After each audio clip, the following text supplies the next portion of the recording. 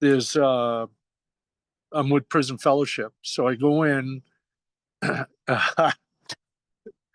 So I've been doing that for a boatload of years. Okay.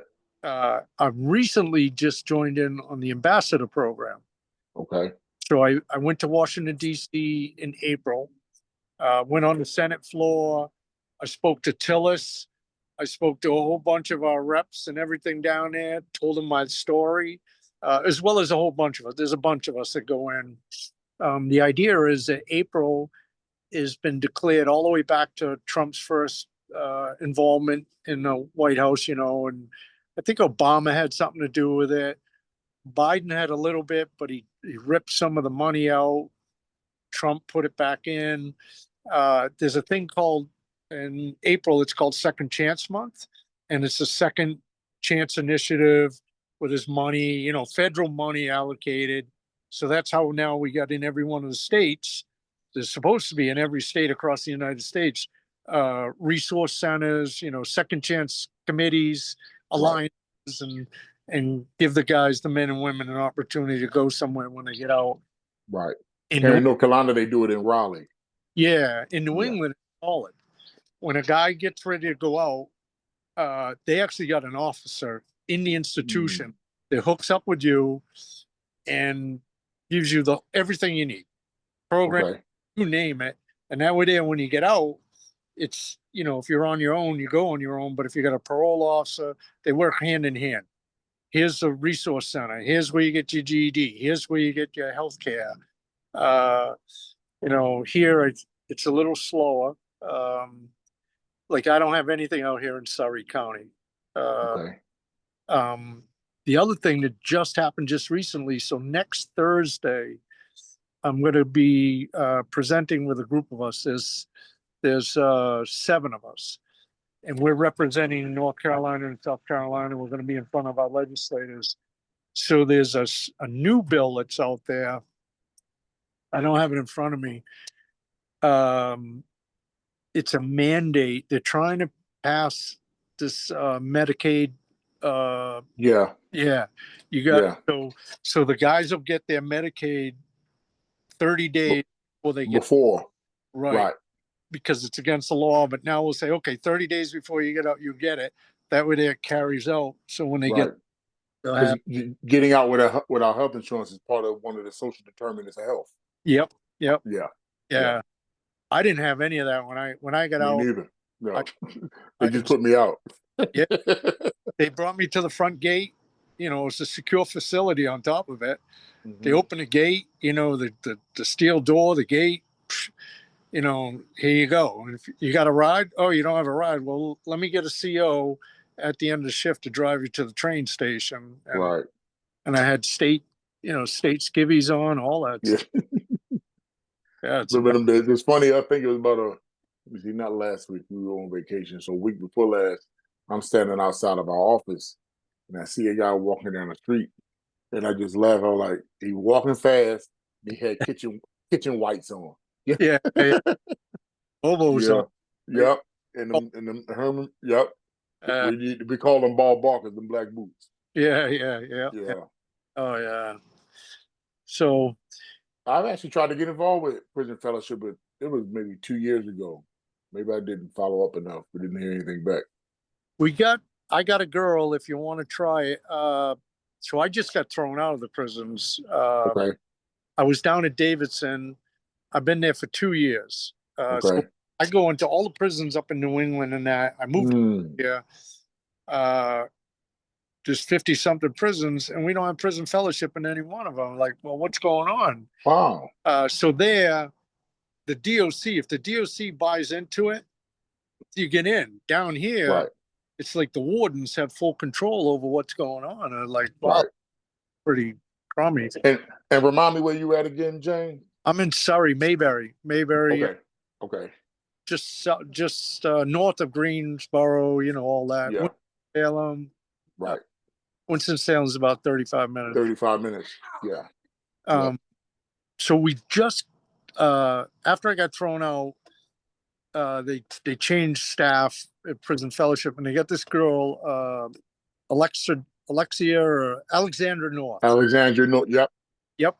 She got us back into Davidson. So Davidson, there's a couple volunteers that are going to go there. It'll be twice a week.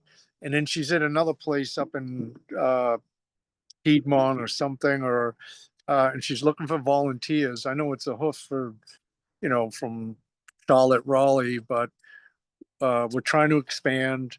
Okay. I can put you guys in touch, and Absolutely. Yeah. Even if it wouldn't be, well, because I'm actually in Asheville, but knowing some people in surrounding counties or other counties that can, hey, they can get over there. yeah, Yeah. or let's get down there because Yeah. I mean, we'll figure out what prisons are there, and then see if we can, let Prison Fellowship use their strength Absolutely. and try to get us in there, and then build on it from there. Indeed. I'm seeing brothers in there. In New England, I knew a few guys that had done 50 years. 52 years was one guy, Shabazz. He got out. He flipped his case. So no, he got a Mm. he had a natural. He got pardoned after 50 years, but he wasn't the shooter. It's all those Oh, yeah. circumstances. But a lot of those guys that are doing long term like that, they die in there. And I get here, and I'm down at Davison, and I'm talking to these guys, and they're like 30 years, 40 years, 50 years. They're like, wow. Because down here they make you do the time. Yeah. When you get an L, you got an L. Oh my God. Yeah. There's a kid there that's he was 15 when he came in. He's getting up, but he's got 30 something years and 37 years and came in at 15. He's pretty good, but he's good in prison, because Right. The conditioning. What they call it being institutionalized. right, right. Yeah, and it's a huge transition. I mean, I struggled a long, long time. I've been out for almost 30 years, and Mm. and I still struggle. There's still Me too. days from when I first got out. I was playing secrets, all the time with parole, with society, and just never really got caught. But I Right. didn't know that I was that broken. Right. Uh, And it's likewise. I remember I was just telling some guys. So I do a bunch of groups in the community. I'm the chaplain for the only like actual hands-on reentry organization in Asheville called Operation Gateway. Then I have a fatherhood org of my own, and I'll text the websites and stuff to you too. okay, yeah. But I just started facilitating 2 reentry groups and 2 sober living houses. And you know the dynamic that come with that. Some guys get out, they don't have a substance abuse history. They just went to prison. That's So me, that culture clash. So I'm right? telling the guys, I was like, look, I've been out 8 years now. I said, and I still remember, got out. I was out 2 weeks, James, in Walmart. Lady walking one way with a cart on her phone and looking behind her. And I was ready to snap because my mom was still on the commissary. Yeah, And even now, I would tell her, the guy, say, I will say this: there was a level of respect inside that I don't really see out here in society too much. yeah, It's. I mean, now you and I both know some of the respect that existed. I call it behind the wire because of fear. You don't know if somebody going to think you just stab you or what, but still, but now I'm looking at God say, how, like you and I, the kind of time we did. I'm writing a paper on this too to try to yeah. send to some senators and stuff. Violent offenders, guys that done what we call ransoms for a sentence. Yep. We don't typically reoffend. Right. Exactly. Right. We don't feel the recidivism rate. Don't even get me started on the industrial complex. Yeah. Recidivism is big money. Yeah. I agree. So but you gotta have the tools. Yeah. It's more than just getting a job. I'm telling our executive director, I said, I'm glad we're getting guys employed, but what is employment without an identity? Right. I said, that's the key essential, the social and community context. Who are you navigating? You don't need a girlfriend right now because you ain't got nothing to offer. It's with the, like, I'm gonna take it. I take it that you have some of the same things. So I went in at 17 and I created an identity. I didn't have an identity, but I thought I did when I went in.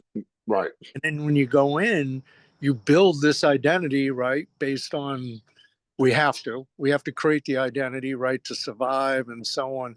So now I've got 0 to 17, that identity. Then I got my prison. I got, Yeah. and now all of a sudden I'm out on the street, and it took me so many years to, I was scared to death. Basically, I mean, as tough as Yeah. I was Still. death to let my guard down. But it wasn't until I started doing that, and that's what I tell guys. Like, listen, you know, I was a Christian, a half, a make believe scared Christian, really. Right. And it wasn't until the guilt, because I carried tons and tons of guilt until I work with that. Uh, I just basically got on my knees one day. It wasn't until I did that and then found a guy that I could work with to start asking those questions. Okay, is God going to electrocute me? You know, and brother, I don't know how to sit in a restaurant. I don't know. Yeah. One of you guys show me, you know, uh, how to do this, how to live this life. And Amen. I feel like that's our biggest, responsibility. Like the Bible says, God gave us the grace, mercy, gift, all that, right? But then what are we supposed to do with that? Yeah. Supposed to give it back to those guys to let them find their peace and That's right. their path, their so on. And um, I was really struggling for the longest time with nightmares, and I still do. Uh, but my counselor told me, ironically, years ago, he says, you need to go back in prison. Because one of the things, like I'm on parole for the rest of my life. I'm trying to get Yeah. out of it, but I always have this unconscious fear sometimes that, like, oh, the police are outside of my driveway. And as much as I live in this, my own house, I got a nice place and everything. Uh, it was always working on me. And he says, well, you got to go to prison. Here's one thing you can chip off: go to prison, walk through the gates, walk through the trap doors, walk through the barbed wire, sit with the men, and first of all, it was wicked comfortable. It's like, Right. oh, it's just like old home week here. But when I got to leave, you get to the gate. I remember distinctly, I'm walking out of Max, and this is up in New England, and I get to that final trap, right where the trap is, and all of a sudden it's all razor wires and all that stuff, right? And all of a sudden, boom, the lights hit you, you're being spotlighted, then the gate opens, you're in the trap, and you're looking up, I got out. You know what I mean? Yeah. Wow, I got to go out. And it started working on me. It started helping. And I tell Mike, we talk about it, like, wow, this has helped out a great deal. Right. And What the young folk call now paying it forward. Or yeah, Jesus said, when you done it under least one of these, you done it under me. yep, Well, when are we seeing you in prison? Well, yeah, when you seen somebody, you seen me. yep. I can't, yeah, yeah. Hey man, so what do you do professionally? I'm a systems engineer, so Oh wow. I came out, so I couldn't even read and write when I went into prison. Um, Okay. it looks like my phone is almost dead. I gotta, Uh-oh. I'm gonna switch to my office. I'm gonna plug it in. Give me a Okay. uh, yeah, it looks like my battery's telling me I when I went in, and I was so stupid. I thought it was smart, slick stuff, all that stuff. And then I go to do something. I was like, man, I can't even read and write. But Right. my battery's dying. And then Okay. I was lucky that somebody wanted to take a chance, and they did it really. This little teeny old French lady. Mm. He says, Always an old mother. "Oh my God, that's how it always is, right?" So, Yeah. um, okay, let's see if this came back. There it is. It's good. I'm just gonna figure a way to set it. All right, I'm gonna have to set it like this for a moment. Sorry about that. You all right? Um, she says like this, she says, hey, do you mind if I take your papers? And every day when I'll do them, I'll write in the side margins, little notes and so on. Mm. And it was her nice, respectful way of her teaching me how to correct my grammar. And I still struggle, but I kept grinding away. And the cool thing was, computers, when I went to prison in 1979, they weren't even really around. They were like these. Not even DSL. Yep, yep. So all of a sudden, here I go. I get out of prison in 1998, right? And I'm like, no one needed to know. No one was doing Corey checks and things like that. So I was out there doing little computer repairs. And next thing I know, I'm working for a company and I'm in the data center now. Mm. And I kept just hitting these lucky spots and just kept going and going. And I can't compete with a lot of the guys that are out there, but I do just enough to make good enough money. Uh, Right. I work for a cloud company. We take Okay. hospitals and we convert them from their data center operations into the cloud. And everybody does it today, Amazon, Google, stuff like that. So I have a home office. I sit here all day long at a desk, um, doing computers. When I first got out, I was a mechanic. I was a mechanic as a young boy.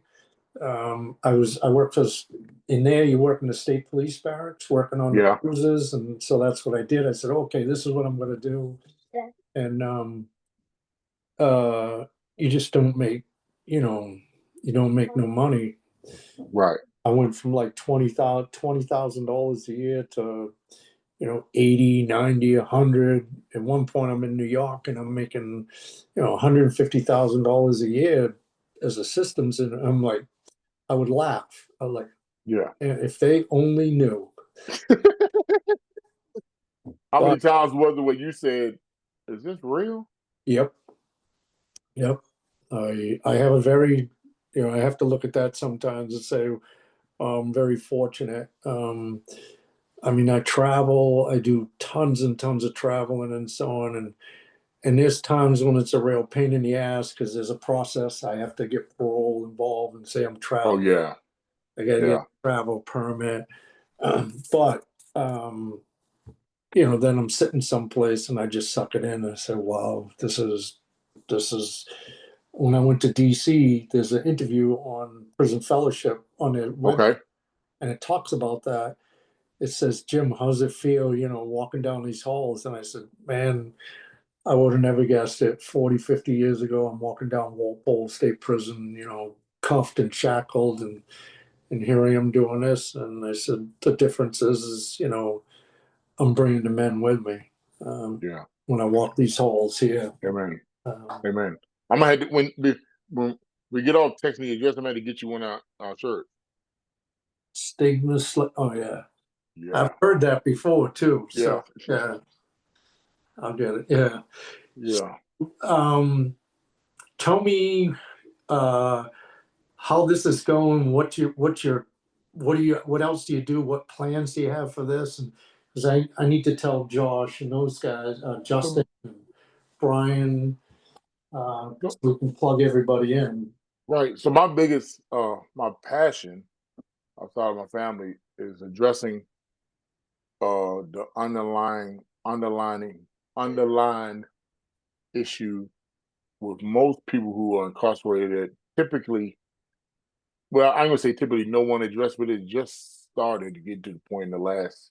I've been out 8 years, and since I've been out, people noticing the typical person that's convicted and does time comes from a fatherless home. Yep. The breakdown of family. So that's my passion. Looked at the statistics, looked at it biblically, and said, what I mean, then communicated with guys that are incarcerated who have children and watching despair and the hopelessness that they typically entertain and the trauma. I'm a certified chaplain, but I'm a trauma informed chaplain. So, and that's my biggest, like, okay, if we can heal that in a man or woman, but since I as a boundary, typically with men, then we Yeah. begin to heal families, and then we begin to see less men return to incarceration. I'm grabbing And, you a book. okay. Uh, I know it's a little hard to see it, but Inside Out that. Oh, Prison wow. Fellowship. Dude, this is a book. Really? This Because is a we getting book. ready to launch a Parenting Behind Bars group. Okay. Oh my goodness. If you give me your address later Yep. on, I'll send you. So Prison Fellowship has a 1 year commitment, and they have Mm-hmm. a curriculum that addresses, all those criminogenic factors and so on, risk factors and so on. And Right. this is one of the books. Uh, Okay. so with every one of these books, and it actually says right on it, evidence-based program for incarcerated fathers, right? Mm. Um, and even me, when I wouldn't go through this book with the guys, because I had a shitty relationship with my dad. My dad was Right. he was there, but my dad didn't have a dad. Right. Yeah. Grew up in the projects up in Rhode Island, and I never understood why he used to beat the crap out of me all the time. Well, Right. not only that, but then he was a Marine. Yeah. And That generation of men. yep, he was Korean War. I hated him, and I told him so. And his response was, "Well, you're a punk." You know what I Mm. mean? And so when I went through this book, what kind of father and partner I am, got a little checklist. This is just inventory, and then it goes on. Uh, there's a whole bunch of things: inside out, dad, self-awareness, fathering skills, uh, and and all the every time you go through some of the things like here, today's man. Uh, think about the list of traits below that some people might use to define what it tends to be a man. Right. Self-courageous, self-confident, courageous, and so on. On a scale from 0 to 3, rate yourself. So there's some real honesty things here. Rate yourself on a degree which you have these traits: self-confident, Okay. leader, dependable. And then the thing that you do, like, so for you and me as facilitators, you know, so we go through a couple pages, but then the rest of it is, for an hour or two, you get to hang with the guys and talk about it and kind of manage the dialogue and so on. And if they want to be engaged, uh, Right. you know, like I'm reading my notes right here. One time Okay. that sticks out in my mind when my father and mother disciplined me was, and I wrote right away, I had one word there: hitting. I called it hitting, Right. but my old man would just take his fist, because the belt, after a while, the belt didn't work, so then it became the fist. Yeah. Uh, you know, and I was working with a woman one time, and uh, we talk about God being our Father. So we're supposed to, Hmm. our Father out in heaven, oh Father, and like, well, how can you have a relationship with our Father in heaven when my father was this to me? And Right. this one woman, she's telling me how she's in the prison. She's a chaplain there. And the girl told her directly, she says, where was God in my life when my father was raping me? And like, Yeah. so how do we help that soul, that girl? Same thing is like, ooh, I don't even know what I would say. Right. But you're right. That's what we're dealing with, Yep. and Well, or we call it the father fracture syndrome. And okay. if you look down through history, you see the damage that is done. Take people who have suffered sexual abuse, and that, whether it be a son or a daughter, by the hands of their father. And so you and I both believe it. So the enemy's scheme, which he has a million of them, once that happens, to trust in another man, you want me to believe God is my father. Well, what is this? If he's so it's a lot. It's a Yeah. lot. Uh uh I grew up, I mean, my mom passed in '88 when I was 14 years old. Yeah. I'm 52 years old. That was really the time when they were still telling me not to cry.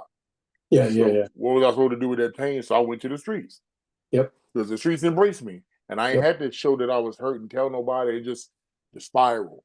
And realize now in 2025, it's a hamster wheel. and Right. who's addressing it. Like, it's so much hurt behind it. Yep.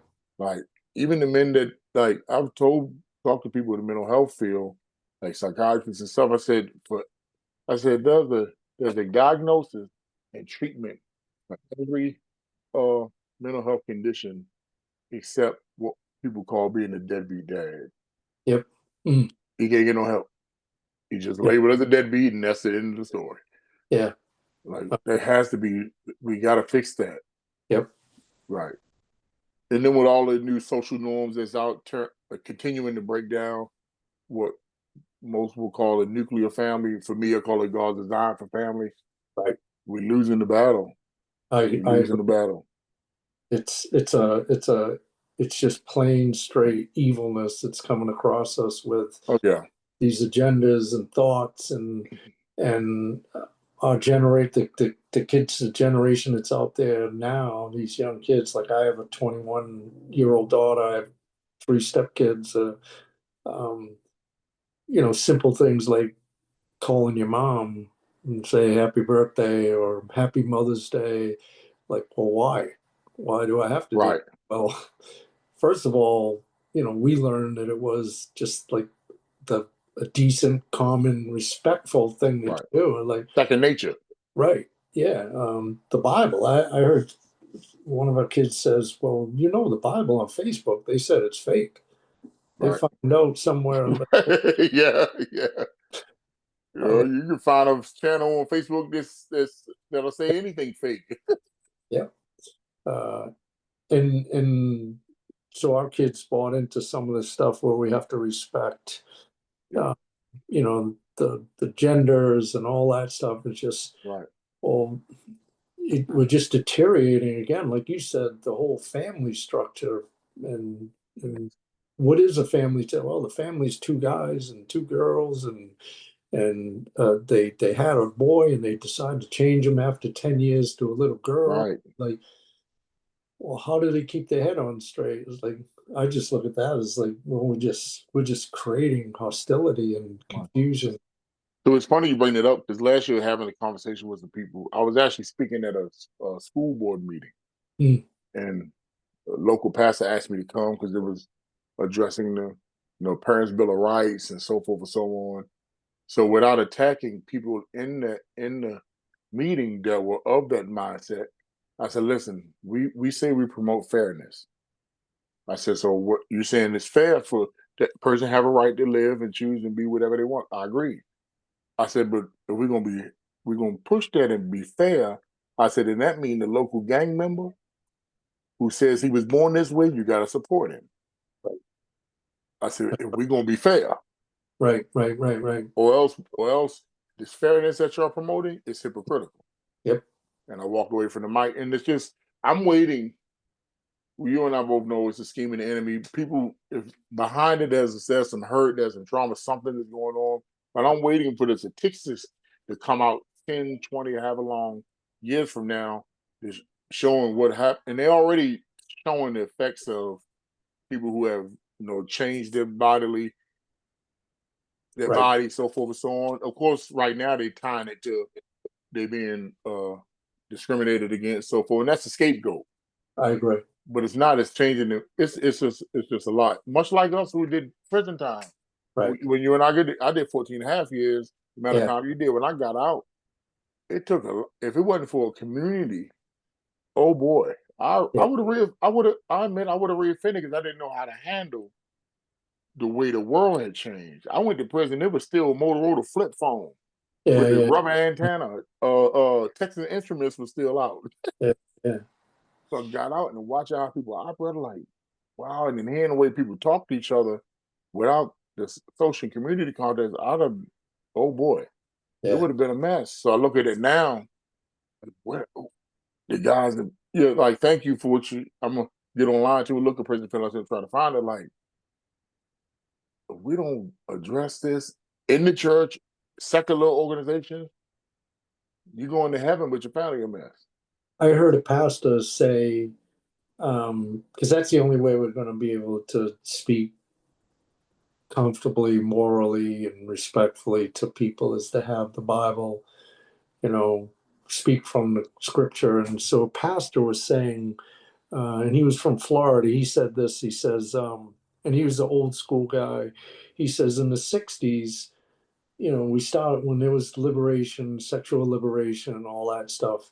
He said you can see clearly that men and women were defined by their biological makeup. Mm-hmm. Biologically you were created as a man. Biologically, this one was created as a woman. There was no other determining factor. This whole thing with this gender stuff, it's sex. They say my sexual identity is this, not my biological. So from a scriptural standpoint, biological, God created you biologically as a man. Right. God makes DNA. good things. He makes all things in his image that's good. So when you come back and say sexually, yeah, I was born as a man biologically, but sexually I feel like I'm a woman. It was like, well, God created you that way. How gives you the idea that you can change that or need to change it? Are you driving your thoughts based on sexual feelings or whatever? And they have reports, they have studies, like we say on recidivism. So not everybody, but there's certain times when your brain and physical body's developing that your hormones are so out of control that you know you could satisfy your needs in a lot of different crazy ways. Right. And some of these folks are just doing that directly. They're like, maybe you're just overly, driven and you're confused for a minute, and it happened to be a girl that came across, and you're a girl, and whatever. This is more confusion and not educating yourself and looking at it. And I think we have to say that stuff, Yeah. and they don't want to hear it. But the Right. same as folks coming into church are like, man, if you're coming into church and you're smelling like liquor, or you're checking all the girls out in the choir and so on, it's like, well, you know we can see it, Yeah. and I'm not, I'm not the best person and so on, but do we have the right to call them out? I think we do at times, as long Right. At as it's times. healthy. So it go back to my wife and I were talking about this some time ago, and statistically they proven the verse that most people remember is not John 3:16, it's Matthew 7:1. Don't Yeah, judge. I was like, but we all judge, and we all, sometimes right, we shouldn't condemn, because who are we? We're not right, the Most High.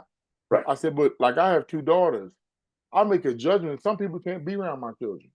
Yeah, That's a judgment call, and I'm gonna stand on it. Like right. I don't want some people around my wife. I don't Yeah. need to be around some people. I For, don't need for, to be around some right, people, right. right? So you saying don't judge? Okay, you just don't want to be held accountable, and that's cool. If your mindset is you adopt this narrative and ideology and so forth and so on, that's cool. But don't demonize me because I don't side with that. Right. I'm not judging you. Hey, it's some people that is of that mindset that are great at their jobs. Cool.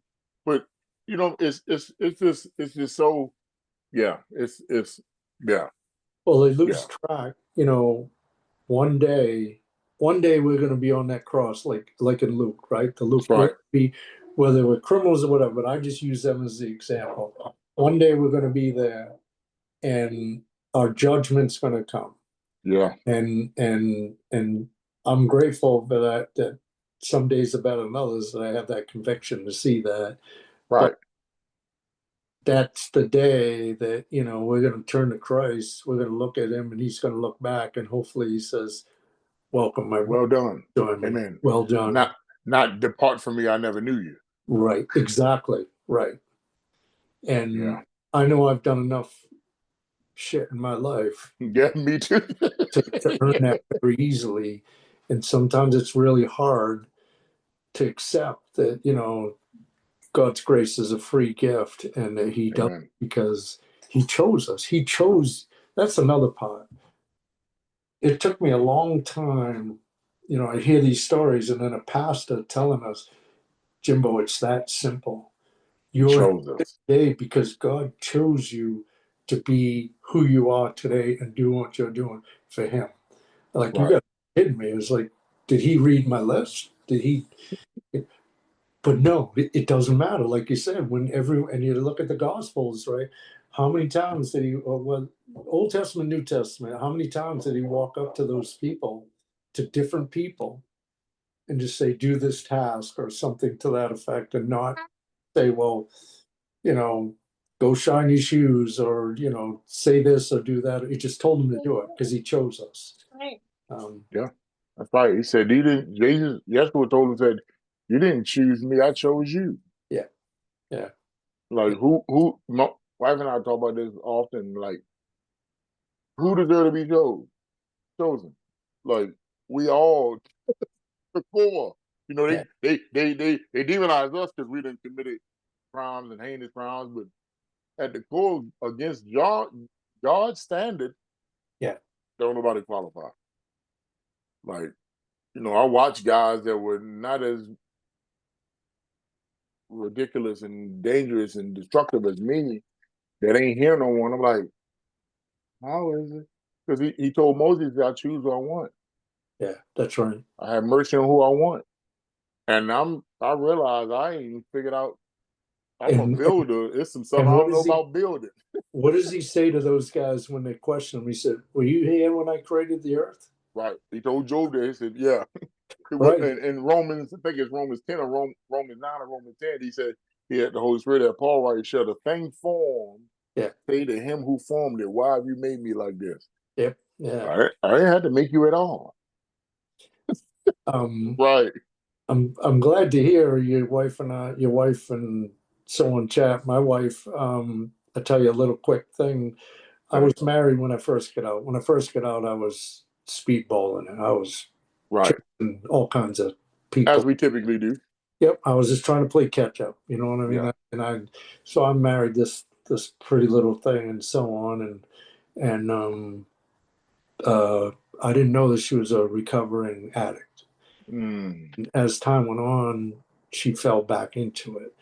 Well, Right. what happened to me was, for years now, she tortured me and would threaten me all the time and say, oh, if you don't do this, you don't do that, I'm going to tell your parole officer that you beat me and this and that. And so I lived in fear.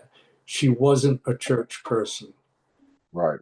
Mistake. That was where it started from. I got out of that eventually. There's a huge warfare story that goes with it. And so I got sent back to prison to get out of it. That's the only way I got out of it. I met my wife now.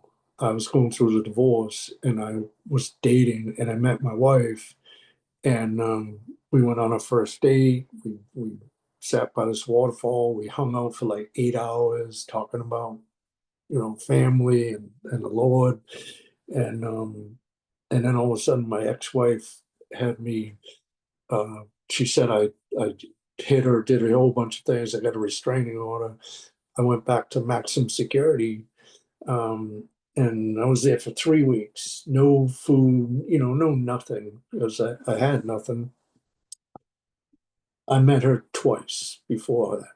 All of a sudden, she shows up at the prison in the max, and you're sitting behind the glass, and you get the little phone, and she goes, she says, "Just tell me the truth, what happened." And I told her, and she says, "I already know. I just was waiting to see if you would tell the truth." Um, I got out. I married the girl. Uh, it's funny too. So I'm walking the track. There's a track in the dirt tracks. It's in them things. And I'm walking with this Hell's Angel. And I come back and I tell him his name's Smitty. I go, "Smitty, dude, you wouldn't believe it. This girl, she came up. But like, I didn't." He says, "Dude, that's a keeper. God put her in your life. You need to run out there, make sure you work with her." So here's another little piece. So we get out, right? And she used to bring me to church. And I'm trying to find my way. I believe in God, but I was too scared to open up to him. So she would go to church, and she's one of these girls. She's in there, and she's sitting in her chair. All of a sudden, a song would stop playing, and next thing you know, she's sitting there. She got her hands in the air, and I'm like, "Man, you better put your hands down. People are going to look at us." And then it took a little while. I tell everybody the stories, and I realized, like, that girl is braver than me. Here I am. I did all this time. I was knife carrying, all this stuff like that, and so on. And this girl is braver than me, and I was just a coward. And I'm like, that's when you have to ask them. It's like, you know, can you show me? Can you talk to me? Um, and we're like any other couple. We have our ups and downs and so on, but we come back to the gospel. We come back to that. We know that that's gonna protect us. That's gonna make us better human beings. It's gonna make our marriage good. You know, when we step away from it, then all of a sudden realize, man, why is this stuff creeping in? It's creeping in because we got away from it. You know. Indeed. Yes, sir. Man. Me and my wife get ready to help her with the girls. Oh yeah. Yeah. Yeah. Um, it's important, and I tell the guys that the same thing when you get out. You know, first thing we want to do is we want to go out and sow our oats and all that stuff. I said, but that can be a trap, you know, especially if we're living as Christian men. We're supposed to live a certain way. We're supposed to try to, you know. I lived with a girl when I first got out, you know, did all that stuff, and I'm not saying it was right or wrong, but it's like, you know, see where it got me. That's what I try to tell the guys. You know, there's a lot of that stuff. I tell the guys again the same thing. You know, you might not want to really be hooking up with a girl for the first year you're out because it's a lot of baggage, it's a lot of trouble, it's a lot of stuff to focus on. You need to get a job, a warm bed. You know, there's some things you need in play before you get into all that. Uh, I went out, I live near Boston, so I was sneaking out all the time, going to nightclubs and uh, getting in fights, you know, doing undercovers, but I'm doing the same crap that I was doing in prison there and getting away with it. And then I realized one night I'm sitting in a club, sitting at the bar, I'm looking around, I'm like hearing these people laugh and this one, and they're all drunk. And it hit me like, what am I doing here? What am I doing here? It's like, you know, did I really want to go home with that girl that's, you know, drunk or whatever, or like, you know, to solve a, you know, whatever problem you think you got? No, I don't need to be part of this. So, um, Not at all. I remember that. You tell guys now, like, bro, you ain't even marketable. yeah, If you're coming off the yard, I said, let's keep it real. yep, Tough as we say we are, you've been in for a few years. You so tough that you can't control your emotions because the first one you meet, you hook. yep, exactly. Yeah. Yeah. Well, it sounds like you got to get your little girls to bed there, Yeah. right? Yeah. Yes. Well, I'm going to tell Josh, I'm going to send you, I'll try to get this out to you. I got some facilitator guides, Okay. other things in it as well, some of the other booklets, some of like um, mind stuff, you know, conflict resolution. There's a whole bunch of stuff. Good. And I'll send them to you. And then Okay. I'll tell, so Bruce, Brian and those guys, they live in Rocky Mount. Is that That ain't too far from me. okay? About an hour and a half, 2 hours, give or take. Okay, yeah. Yeah. Yeah, I know it's somewhere down there. I've been down to Asheville once or twice, Maggie Okay. Valley. Yep. We're headed down there for a little vacation in September. Okay. So I'll let you know when that time comes. So what I'm going to try to do, and I think, Scott, just before I let you go, is we'll try to, as we can, we'll try to see if we can incorporate this into something on the listing and so on. It's on the Facebook page. I know they took it and reposted it on there. Okay. You know, see if we can get it plugged in as a defined resource for the men. Indeed. So Yeah. That'd be great. yeah, they And need possibly it. team up together. Yeah, absolutely. No, Yeah. and the same with those guys if they can be available because they're the same as you. You know, I don't know North Carolina prisons and some of the things that go on in it, but prison's prison. Yeah. You know, this we'll build on it. So, All right, man. I'll let you go. All right, God for bless. sure. And I text you information, so when we get off, you see, yeah. Okay, cool. Look forward.